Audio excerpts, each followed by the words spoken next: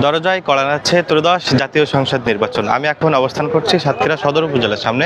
আপনারা দেখতে পাচ্ছেন আমার পেছনে কিন্তু ব্যালট বাক্স, এছাড়া ব্যালট সহ যত নির্বাচনী সরঞ্জাম রয়েছে সেগুলো নিয়ে কিন্তু ভোট কেন্দ্রে যাওয়ার চেষ্টা করছেন এবং ভোট কেন্দ্রে যাচ্ছেন পোলিং এজেন্ট, নির্বাচনী যে সকল কাজে আইন শৃঙ্খলা বাহিনীর লোক রয়েছে, পুলিশ, আনসার সহ সবাই কিন্তু এখানে কাজে ব্যস্ত তাদের নির্বাচনী সরঞ্জামগুলো ভোট কেন্দ্রে নিয়ে যেতে। আমি যদি একটু তথ্য জানিয়ে রাখি, সাতক্ষীরার 4টি আসনে জামাত, বিএনপি, জাতীয় পার্টি সহ আরও কয়েকটি দলের মোট 20 জন প্রার্থী প্রতিদ্বন্দ্বিতা করছেন। এর মধ্যে সাতক্ষীরার 3 আসনে একজন স্বতন্ত্র প্রার্থী হিসাবে প্রতিদ্বন্দ্বিতা করছেন, তিনি কিন্তু বিএনপির কেন্দ্রীয় নির্বাহী সদস্য। জেলায় আসলে মোট ভোট কেন্দ্র রয়েছে 609টি, বুথ রয়েছে 3410-এর মতো। পুলিশ সদস্য মোতায়েন থাকবেন 2032 জনেরও বেশি। এছাড়া র্যাবের একটি টহল টিম সহ সেনা সদস্য মোতায়েন থাকবেন 5 শতাধিকের মতো। বিজিবি থাকবেন 432 জনের মতো। এছাড়া 8000 আনসার সদস্য থাকবে ভোট কেন্দ্রগুলোতে।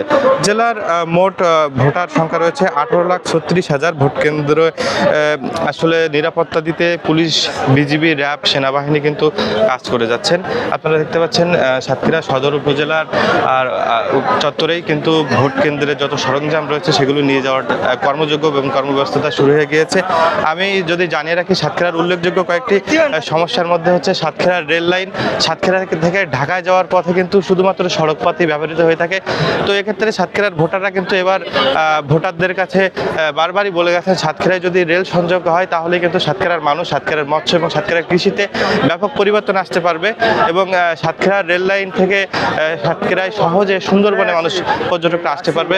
তো সেক্ষেত্রে সাতক্ষীরার উন্নয়নের ক্ষেত্রে রেল লাইন একটি বড় ভূমিকা রাখবে বলে মনে করা হচ্ছে।